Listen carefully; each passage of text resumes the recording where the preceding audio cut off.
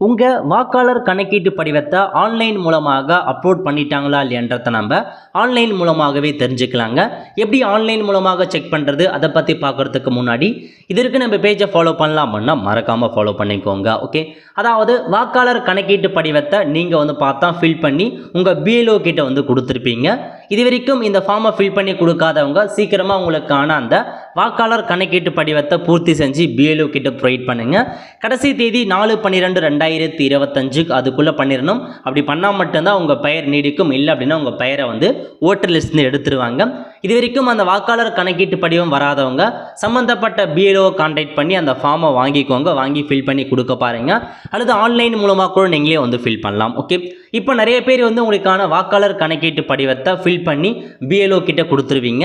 இப்போ அந்த ஃபார்மை சம்மந்தப்பட்ட பிஎல்ஓ ஆன்லைன் மூலமாக அப்லோட் பண்ணுவாங்க. அப்படி ஆன்லைன் மூலமாக அப்லோட் பண்ணால் மட்டும்தாங்க உங்கள் அந்த ஓட்டர் லிஸ்ட்டில் டிராஃப்ட் லிஸ்ட்டில் உங்கள் பெயர் வரும். இப்போ சம்மந்தப்பட்ட பிஎல்ஓ உங்கள் எனுமரேஷன் ஃபார்மை ஆன்லைன் மூலமாக சப்மிட் பண்ணிட்டாங்களா இல்லையான்றதை நம்ம ஆன்லைனில் செக் பண்ணலாம். எப்படி செக் பண்ணலாம் அப்படின்னா, முதல்ல இந்த வெப்சைட் ஓப்பன் பண்ணிக்கோங்க. voters.eci.government.in இந்த வெப்சைட்டில் அக்கௌண்ட் இருக்கவங்க லாகின் பண்ணிக்கோங்க. அக்கௌண்ட் இல்லாதவங்க சைன் அப் அப்படின்ற ஆப்ஷனை பயன்படுத்தி புதுசாக நீங்கள் அக்கௌண்ட் கிரியேட் பண்ணுற மாதிரி இருக்கும். அக்கௌண்ட் கிரியேட் பண்ணுறது ஈஸியாக தான் இருக்கும். சீக்கிரமாக கிரியேட் பண்ணிடலாம். கிரியேட் பண்ணி முடிச்சதுக்கப்புறம் இதை முதல்ல கொடுத்துருக்காங்க பாருங்கள், ஃபில் எனுமரேஷன் ஃபார்ம்னு அந்த ஆப்ஷன் நீங்கள் கிளிக் பண்ணிங்க அப்படின்னா இந்த மாதிரி தான் ஒரு பேஜ் உங்களுக்கு ஓப்பன் ஆகும். இதில் போயிட்டு ஸ்டேட் கேட்டிருக்காங்க. நம்ம தமிழ்நாடு அப்படின்ற ஆப்ஷன் நம்ம செட் பண்ணலாம். செட் பண்ணதுக்கப்புறம் என்டர் எபிக் நம்பர் கேட்டிருக்காங்க. இதில் போயிட்டு உங்களுக்கான அந்த ஓட்டர் நம்பர் இருக்குது பாருங்கள், அந்த நம்பரை அப்படியே கொடுத்துட்டு சர்ச் கொடுத்தீங்க அப்படின்னா இந்த மாதிரி கீழே உங்களுக்கான அப்ளிகேஷன் ஃபார்ம் சப்மிட் ஆகிடுச்சு, இந்த மொபைல் நம்பருக்கு சப்மிட் ஆகிடுச்சு அப்படின்ற மாதிரி வந்துடும். கான்டாக்ட் பிஎல்ஓ அப்படின்ற மாதிரி கொடுத்துருவாங்க. இந்த மாதிரி வந்துச்சு அப்படின்னா உங்களுக்கு அந்த எனுமரேஷன் ஃபார்ம் வாக்காளர் கணக்கீட்டு படிவத்தை சம்மந்தப்பட்ட பிஎல்ஓ ஆன்லைன் மூலமாக அப்லோட் பண்ணிட்டாங்கன்னு அர்த்தம்.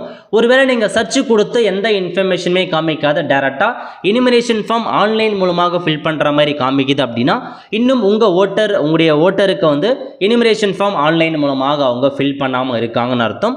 அதனால் நீங்கள் செக் பண்ணிக்கோங்க. இந்த மாதிரி தான் அவங்க ஓட்டர் நம்பரை கொடுத்து சர்ச் பண்ணிங்க அப்படின்னாவே இந்த ஃபார்ம் ஆல்ரெடி சப்மிட் ஆகிடுச்சு அப்படின்னு வந்துச்சு அப்படின்னா பிஎல்ஓ உங்கள் ஃபார்மை சப்மிட் பண்ணிட்டாங்கன்னு அர்த்தங்க.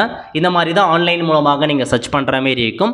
நிறைய பேருக்கு இந்த இன்ஃபர்மேஷனை தெரியப்படுத்துங்க. அவங்களுக்கான ஃபார்மை சப்மிட் ஆகிருக்கா இல்லையான்றதை ஈஸியாக தெரிஞ்சுப்பாங்க. அவ்வளோதான் ஃப்ரெண்ட்ஸ். இதான் உங்களுக்கான இன்ஃபர்மேஷன். மறக்காமல் இந்த வீடியோ நிறைய பேருக்கு ஷேர் படுத்துங்க. அடுத்த ஒரு நல்ல சந்திப்போம். நன்றி, வணக்கம்.